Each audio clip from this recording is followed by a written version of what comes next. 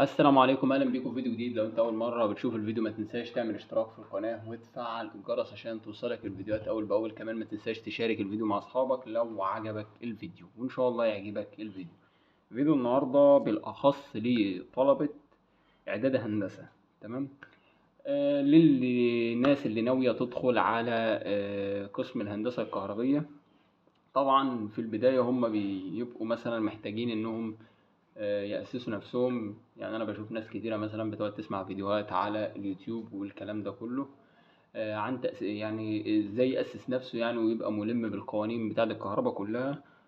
طبعا أنا جاي لك النهاردة بحاجة يعني أنا كنت بستخدمها أنا شخصيا، وهو المرجع اللي قدامك ده. طبعا المرجع اللي قدامك ده أنا كنت شاريه أصلا وأنا في إعداد هندسة.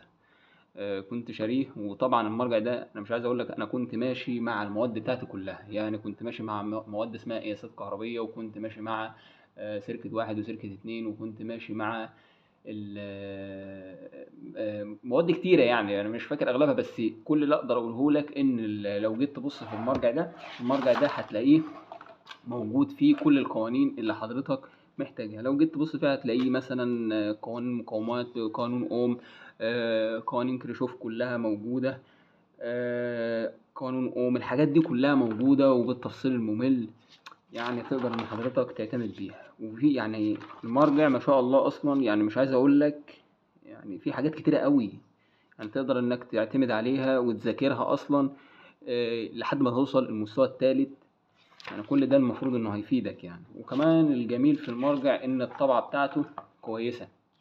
يعني الطبعة بتاعته جميلة، حتى في صور توضيحية وموجود فيه، بص، كل حاجة تتخيلها موجودة فيه.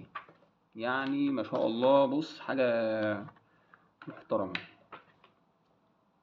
بس بوريك لان المرجع اصلا ملوش نهاية تقريبا.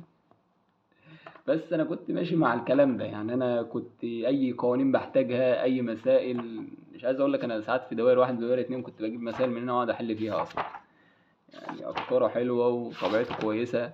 مش هقعد افر بقى المرجع كله مع حضرتك. كل اللي اقدر اقوله لك ان المرجع ده اسمه جروب بيزك الكترونكس. يعني حضرتك ممكن تحمله من على الانترنت وممكن تجيبه عادي. انا كنت جايب ده على، كنت جايبه من مكان يعني بيبيع كتب وكده. كنت جايبه 50 جنيه. بس الكلام ده كان يعني كان من حوالي 5 سنين او 6 سنين في الرينج ده يعني. ده كان فيديو بسيط كده لحبايبنا. يعني حبيت ان انا اشاركه معاك. اتمنى يكون عجبك الفيديو. حابب اوصيك بالاشتراك في القناة وتفعيل الجرس عشان توصلك الفيديوهات اول باول.